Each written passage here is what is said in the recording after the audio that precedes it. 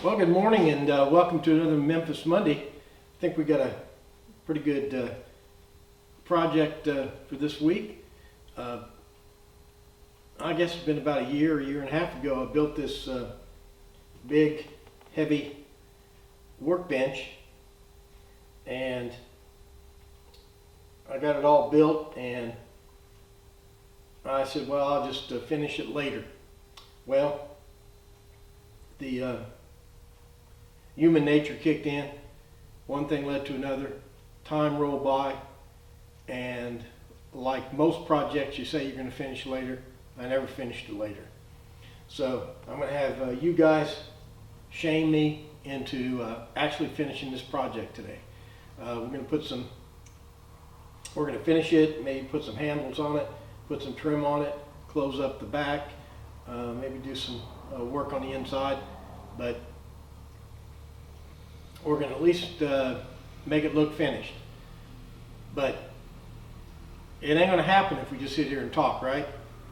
So let's knock off the chatter and get to work.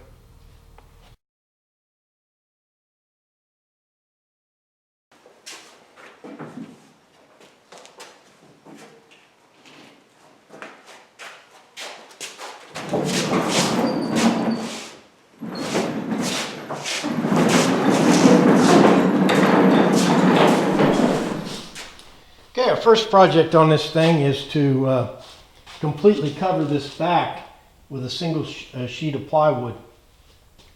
And first thing we need to do is take off these metal braces here that assist these two pieces of 2x4 together.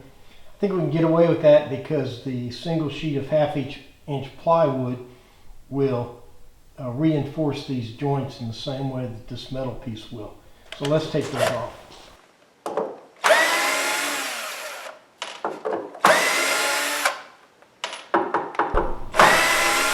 Instead of trying to push that big half-inch sheet of plywood through that table saw, I'm just going to cut it with the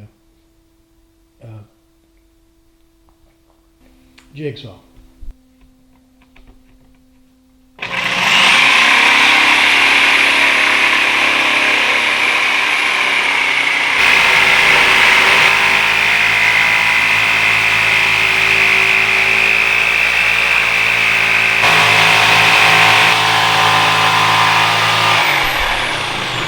This might be a takeaway for you. One of the tricks I use when I cut this long plywood like this is by having a long table, I can rotate the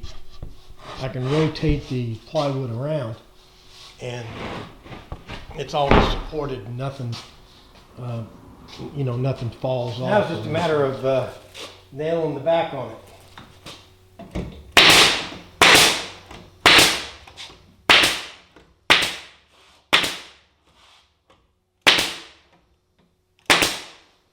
I'm using 1 1/4 inch staples. What I'm doing here is cutting the plywood panels for the ends of the toolbox, or cutting the panels for the ends of the workbench.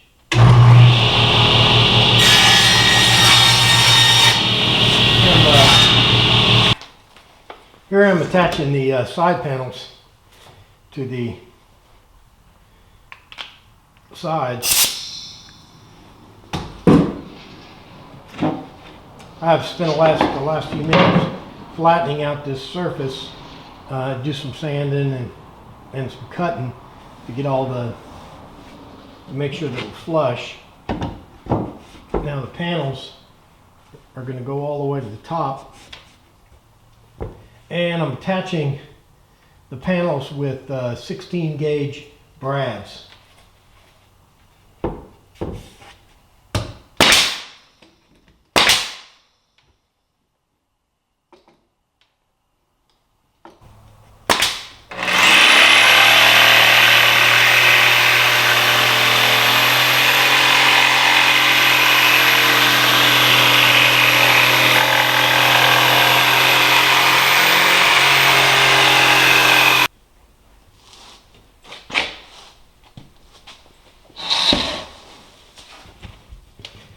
What you saw there was me cutting this piece out with a jigsaw because I wanted it to line up exactly with the top of this bench. What you just saw me do was finish putting the sides and the back on. Now I'm installing the front trim that'll go all the way around the top. I'm installing this 2.5 inch clear pine strip, and then I'll be putting an oak strip that'll wrap all the way around on top of this. Okay, now I'm putting the top molding on here. Now this may not seem like a very serious sin, but when I built this thing, I made it exactly 8 feet long and 25 inches wide.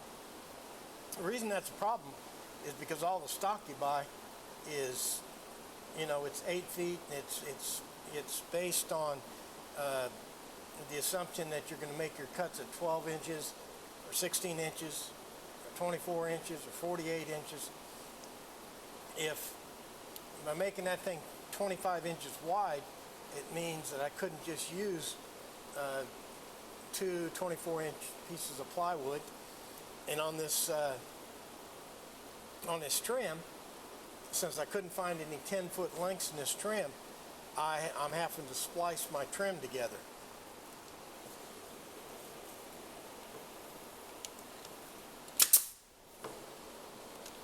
Here you can see I'm talking about the top of the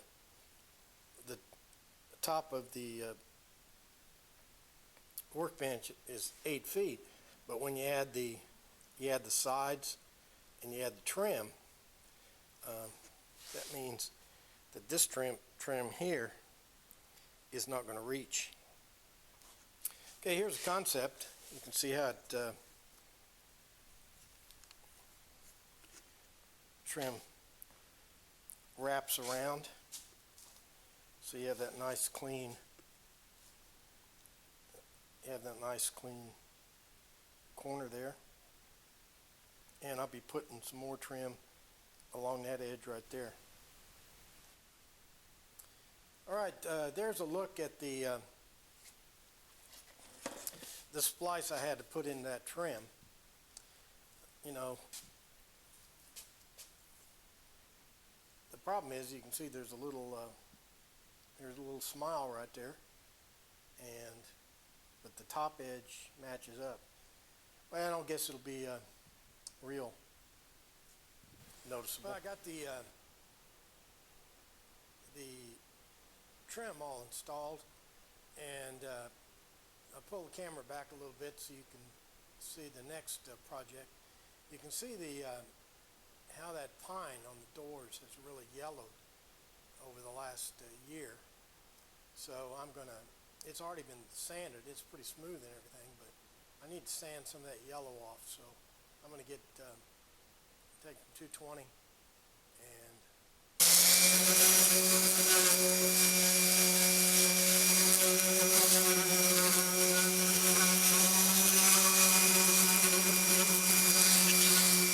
now here you can see I did that third door right there, and you can see the difference, particularly that one on the right. You can see how yellow that one is. Well, that looks like a good stopping place. I think I'm going to secure for the night.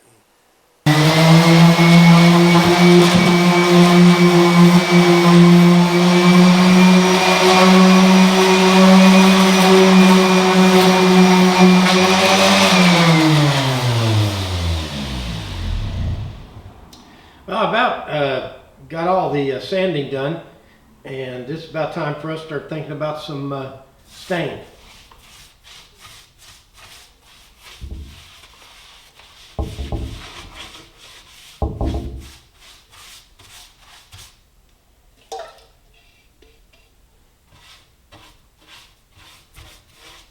Here I think you can kind of see the details that I like in this natural stain. You can see the oak trim at the top and there at the side, kind of contrasts with the pine.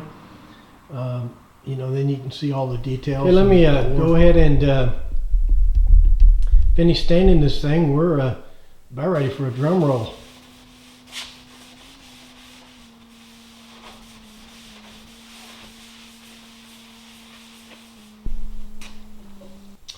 Well, there it is. We got some knotty pine for the top. We got birch plywood around the back and sides. We got clear pine. We got oak, and we even have some Chinese mystery wood there in the panels.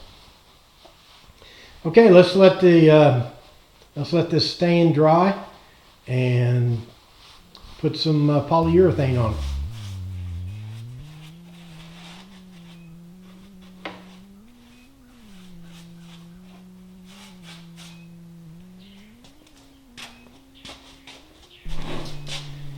Well, there she is with the polyurethane on it.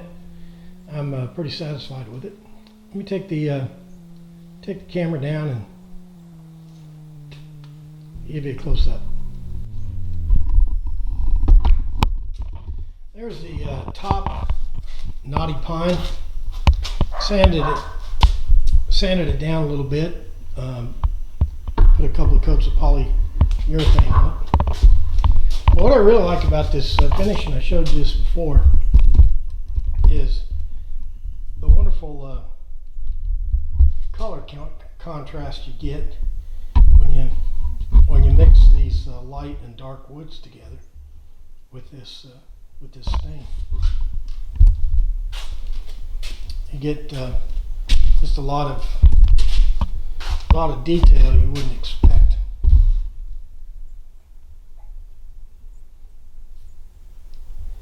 Alrighty, about time for the bonus feature. Well, if you remember the equipment rant episode, my encounter with the Dremel tool, if you remember that the thing stopped working, and I said I was going to fix it if I had to go to extremes. Well, tell me this is an extreme. Basically cut the Dremel tool, the power end of it here off, and kept the little flexible dude here, and just kept the part where you attach tools to it. The idea of hooking a drill to the end down here. Let me do that. And alright, I got the drill hooked up. I'll start the drill and we'll grind a little bit on this piece of wood right here.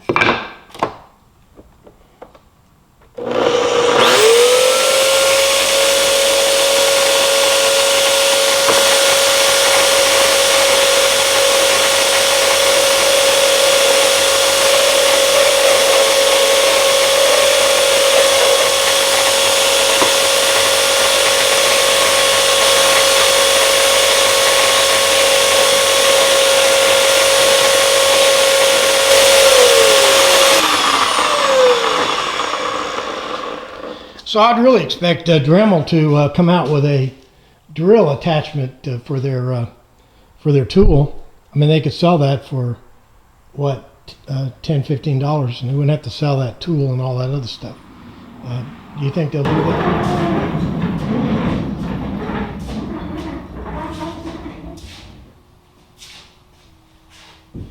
Well, that about do it for another Memphis Monday.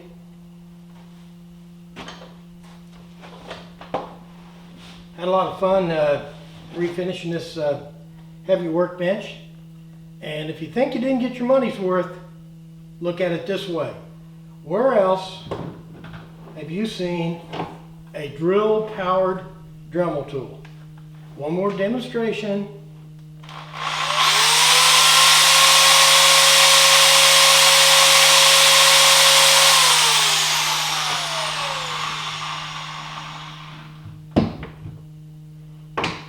And you don't need to tell me that that drill only turns over about a third as fast as a Dremel tool. I already know that, so you don't have to tell me. But anyway, thanks for watching. Thanks for watching this exciting adventure. I really satisfied with the look of this, and I hope you got some takeaways. Next week, of course, we'll have another exciting adventure. Don't know exactly what it is yet. Got a lot of possibilities. But I hate to make promises because then I have to carry through like I did on this thing. And now it gets us in trouble. Well, anyway, so like and favorite and subscribe, and what else? Oh, I remember. Be back here next week for another exciting adventure on Memphis Monday. Thanks for watching.